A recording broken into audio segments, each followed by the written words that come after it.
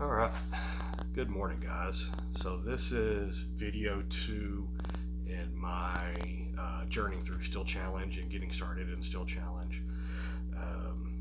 Went and did a small video yesterday on going to a match and just a brief introductory on getting started into this. Went and shot yesterday. Ended up not taking any video there just because it was kind of a crappy day. It rained on me and everything else. But we did shoot all 8 stages yesterday, and it was still a fun day. Had a lot of fun. But for today, I wanted to go over my pistol that I've chosen to start shooting this with, and how it kind of just come to be. So I chose a Smith & Wesson Victory Performance Center Edition 22 long rifle, and it's been a great gun. I chose this because I went originally and I took a handgun instructor class, and they even recommended for everybody to pass their test to use a 22 long rifle target pistol. Well, you know, men being men, a lot of them wanted to do it with their centerfire handguns. I was one of those. I wanted to use I used a CZ TS2 9mm, and I didn't have any trouble passing mine. The requirement was basically a 6-inch 16-shot group at 15 yards. Not hard, but you know, some service grade guns can struggle with that. You know, there was about 12 people in that class, and about half of them actually struggled passing that qualification. Well, the 2 instructors there that they had known this was probably going to happen, and they each had one of these that they were letting people use to pass their qualifications, and everybody that used one of these just passed it with flying colors. And I was so impressed with it, I was like, I'm going to go buy one of those. So I went and bought one of those, and my father-in-law ended up liking mine so much, he went out and bought one for himself, and he's liking his a lot. A friend of mine went out and bought him a non-performance center edition, and he likes his a whole lot. So they've been great guns, and you know, after getting it in, you know, Steel Challenge, I wasn't even thinking about shooting it at the time, and this was probably the pistol that kind of got me even looking at Steel Challenge. I was like, wow, what can I go shoot with that? So started researching it and found out, well, the pistol is pretty much, this edition is pretty much designed for Steel Challenge. So I was like, okay, where can I go find some Steel Challenge matches? And luckily they're all over the place. So, you know, if you get on Practice Score, if you don't have a Practice Score account, go sign up for Practice Score, it's free. And just see if you can find some matches and go to one. So, like I said, I chose this pistol. You know, I had a couple pistols that would probably have worked for Steel Challenge, but I figured, well, you know, this one's made for it. Let's shoot this one. I do have some likes, dislikes about it. But first, before we get into that, if you like my channel, please go subscribe. There should be a little button somewhere down in this corner over here. If you don't see it, you probably have to maximize your screen to see it. But it should be in this corner. If it's not in that corner, it's probably in that corner. Go click on that and subscribe to my channel if you like it. And you know, drop me some comments, leave me some comments. I'll read those, and you know, if there's something you want to see, put it down in the comments, and I'll see if I can get to that at some point.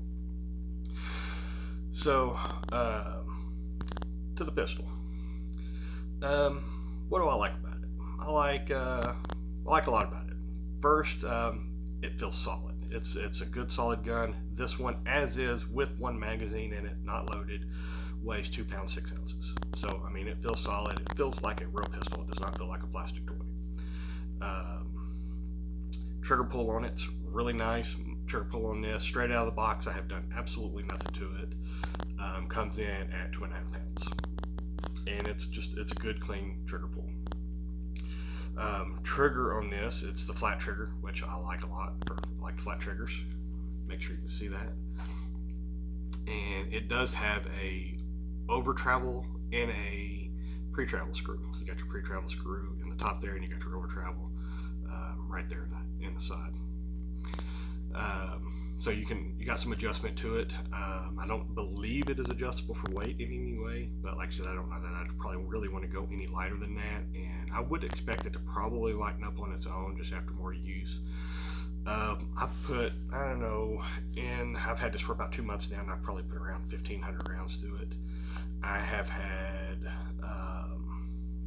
3 failure to fires with various ammunitions.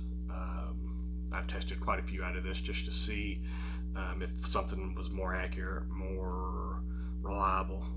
Just because in Still Challenge, you need reliability. Reliability is the most important thing in Still Challenge. Accuracy is probably a distant second. Because if you get a jam or any kind of malfunction, it's going to automatically add seconds to your time while you're working through that. But so like I said, I've had about 3 failure to fires, and I've had a couple jams. Most of the jams were my fault, and I'll cover that in a minute. 3 failure to fires. I recovered 2 of the rounds. One of them actually happened in competition. I was not able to recover the round. The other 2 were happening in practice sessions, and I tried to refire them. Couldn't get them to refire. They were struck extremely well. The firing pin on this it hammers it. And I've just not had any issues with reliability out of this. And since I have kind of selected my preferred round, it's just been almost flawless. I'm currently shooting Federal Auto Match out of it, and I'll have some videos on some different ammunitions that I've done, and why I've kind of settled on that. Another one that I'm looking at pretty good is the Normatak 22. But I'm currently shooting the Auto Match just because it's very clean, it's very consistent, it has acceptable accuracy, and it's cheap. It's about the cheapest round I've actually found yet, so it works out well. The TAC 22, my biggest concern about it is it's just very, very greasy, so it tends to run a little dirtier in here. So it's this pistol is extremely accurate. Still Challenge. Like I said, accuracy is not the primary concern. We shoot targets out to 35 yards. They're fairly large. I have zero problem hitting any of the targets with this. But in testing the different the different ammo, I was able at 20 yards off of a rest. Most of my groups were running around an inch. The Norma was quite a bit better. The Norma was, you probably could have covered the 10-shot groups with a dime. They were very consistent. This thing really likes Norma ammo, and that's the only reason I'm really considering is just to try to increase my accuracy just a little bit. So it's been very accurate, very reliable. Trigger's great on it. Like I said, I like the flat shoe. One thing I like about this versus some of the other pistols is it's very easy to clean. There's one takedown screw on the bottom of it right there. Pull that screw out, hole upper comes off, bolt comes out, and super easy to clean. Not a whole lot of parts to this gun. It is metal top to bottom. In this edition, they do have a barrel, a carbon fiber barrel edition, and I went with this one because it comes with so this one came with a red dot. It's not this red dot, it came with a different red dot, and I'll talk about that in a minute. But it also comes with the sight set, the front and rear sight, which is they're pretty good. They're fiber optic. You can see them pretty good. The front one's metal. The back one is mostly like a polymer, but it does have a metal insert in the back. It is adjustable. Like I said, I can probably see that in the video pretty good. They're nice, bright. The sights on it are really pretty good. But I wanted to have the option of being able to use iron sights if I choose to down the road. A couple other things that it came with. It did come with a thread protector. If you wanted to use a thread protector, this is the muzzle brake that it came with. I've changed this out. I believe this is sourced from another manufacturer. can't remember the name of it, but I've seen these out there before. It's effective.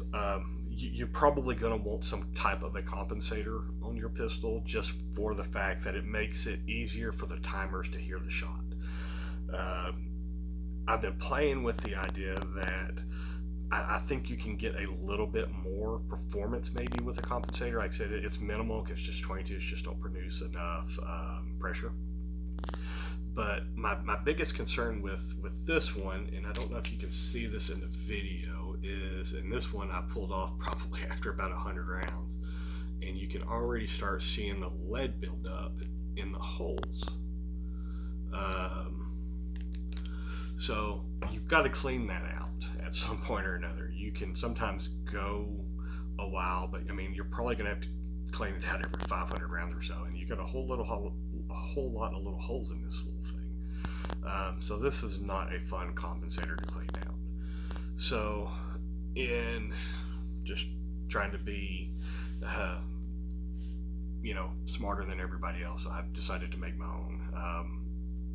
And I've made a couple different versions. The first one I made had just one big port, and it worked really well, and I felt like it was probably more effective. It was really easy to clean, and but what I didn't like about it is it vented the gas straight up, and I was seeing that, and it was just kind of annoying. Some people it probably wouldn't bother, some people it does bother. There's other ones that you can buy that are like that. This is just a 1/2 x 28 thread, so you can pretty much use any rimfire compensator that you want. So I went out to the shop, made another one, and I made 2 ports, and I angled them to where it vents it out, and it still seems to be more effective. And I like this one a lot better. I'm gonna probably stick with this one for a little bit. I've got some other ideas that I'm gonna try to make, but I gave the other one to a buddy of mine, and he's currently using it. It did originally come with a Picatinny rail on it, and it originally came with a Crimson Trace red dot. And the Picatinny rail, I will say, it's kind of cheesy. It is a polymer rail. Another dislike I have about it is that it only uses 1 screw. And the back end of it has like a little hook. There's a little hook on the back of the receiver. You can't see it because this one uses it as well. So it kind of slides in to that hook, and then you put the screw through it. So it's only held by 1 screw. It seems secure, but you still only have 1 screw.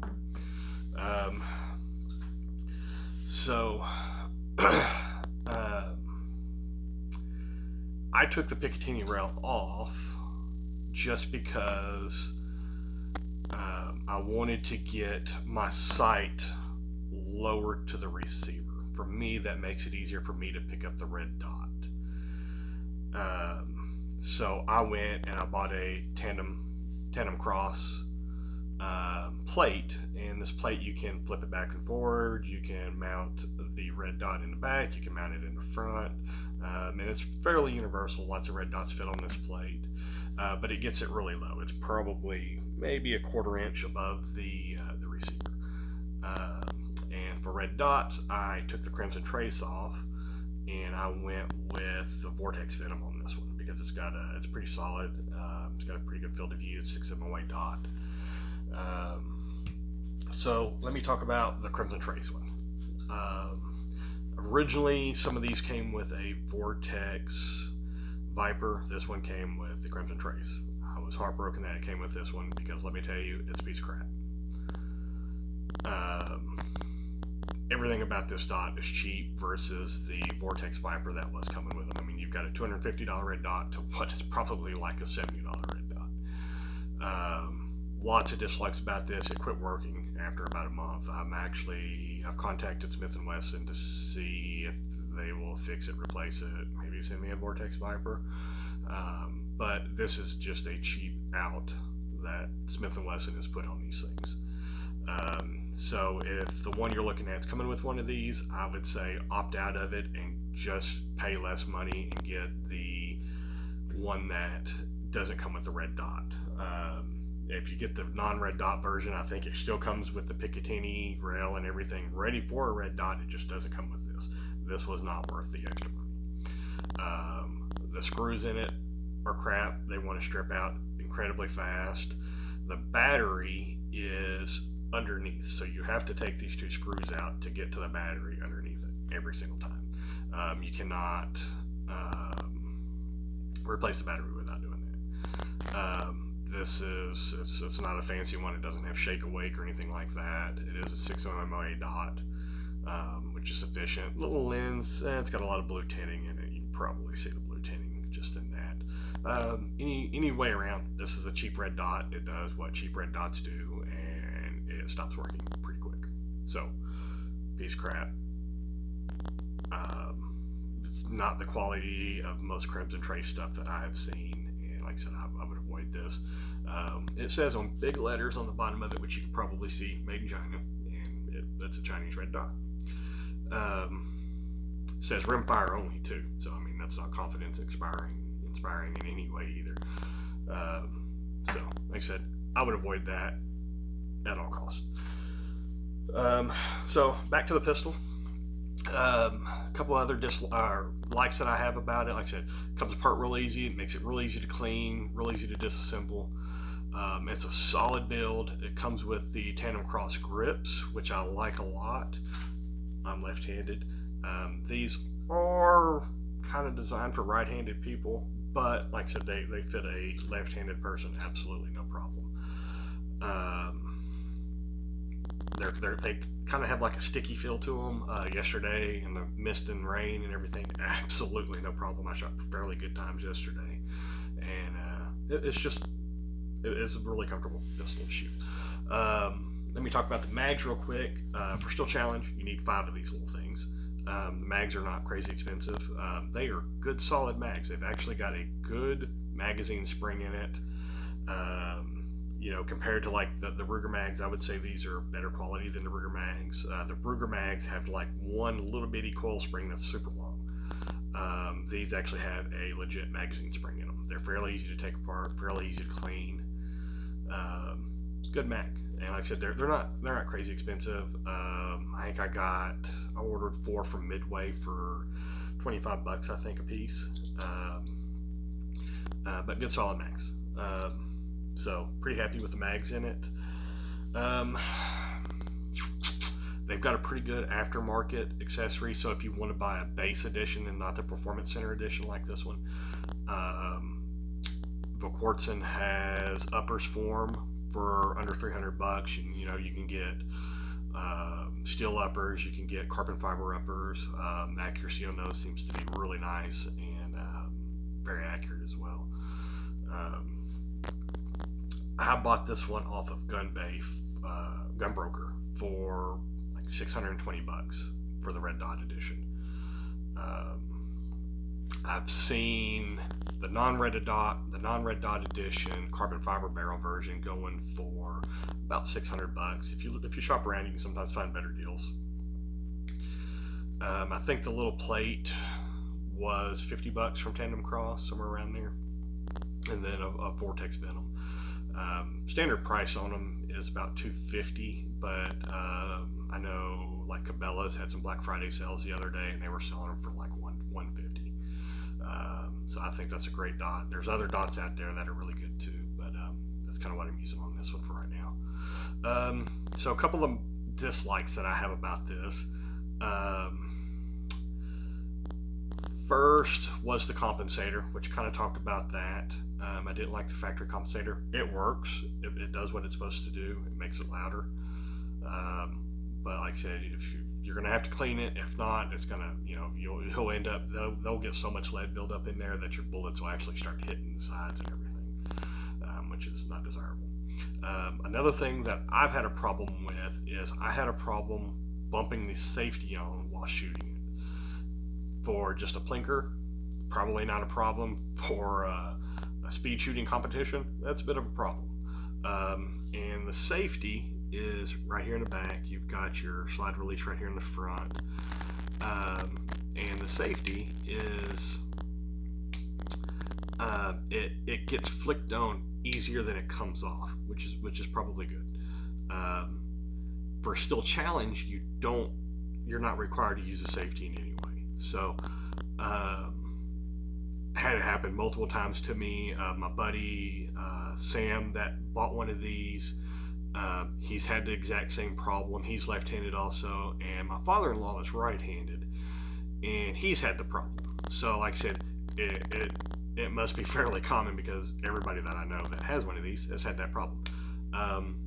After some Google research on it, other people have had problems. Several people have done fixes for it. People have tried gluing it. Some people have removed it completely. I thought about removing it completely, but it just didn't sit right with me. So I wanted some kind of a safety still in place. So I was like, hey. So, I started fiddling around with it, and the little boot, it came with a plastic boot, similar to the front slide release. Well, I was able to just slide that right off, and I took a small pair of needle nose pliers, and I just bent the little lever up. So I still have a fully functional safety that I don't knock on. I have not knocked this on one time since doing that. So that has solved my problems. I didn't like the idea of removing it for a couple different reasons, because for one, I wanted safety, and two, it uses it as a spacer. So if you take that out, the firing mechanism kind of like can move around in it. That didn't sit well with me either. If you ever, if you bend it or if you break this, these parts are like $5. So it's fairly easy to replace, and like I said, it's a cheap part if you do something to it. Because I thought about cutting it off, and I thought about just doing all kinds of things. But like I said, after just bending that up, I've had absolutely no problems. Mag release. So one problem that a lot of people have had, especially right-handed people, I have not had this problem. Left-handed people probably won't have this problem, because when you're on the trigger, or you're ready to get on the trigger, your finger kind of hovers above the mag release. But right-handed people tend to have their fingers resting right on that. And a lot of people have complained that while shooting, they touch that mag release and it drops that mag out, and it spits it out pretty good, especially when you got rounds in it. So the mag release sticks out. It originally came with a fairly large button that made it even easier to hit. You can there's an Allen screw on there, and you can take that out, and you can take that button off, and it at least reduces the size, and it doesn't stick out quite as far. So like I said, I just went ahead and did that because I'm not doing any kind of speed mag reloads or anything like that. So that's kind of where I'm at with that. So like I said, overall, very happy with this pistol. It's been a very solid pistol. It's been very accurate. And I would fully recommend this pistol. Like I said, it's got a few little quirks about it that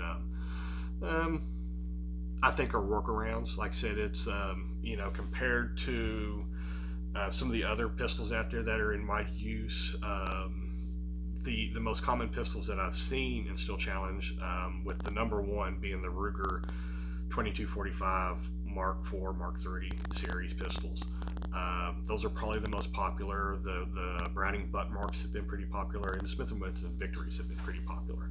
And then you get into some of the customs like the Vorkwartzen, Mamba Scorpions, the CWA pistols, things like that. But compared to the Ruger, which I had one of these already, and like I said, I'm probably not going to shoot this in Still Challenge, just because I'm so happy with the Smith & Wesson. It's nowhere near as accurate. Like I said, the mags are just nowhere near the quality of the Smith & Wesson mags, in my opinion. I haven't had any problems with it. The trigger pull, this one I have modified the trigger pull on it a little bit, and it's a good trigger pull. It's about the same. I do like the controls on it a little bit better though, because you are not accidentally going to hit the safety on or off on this one. I mean, the safety is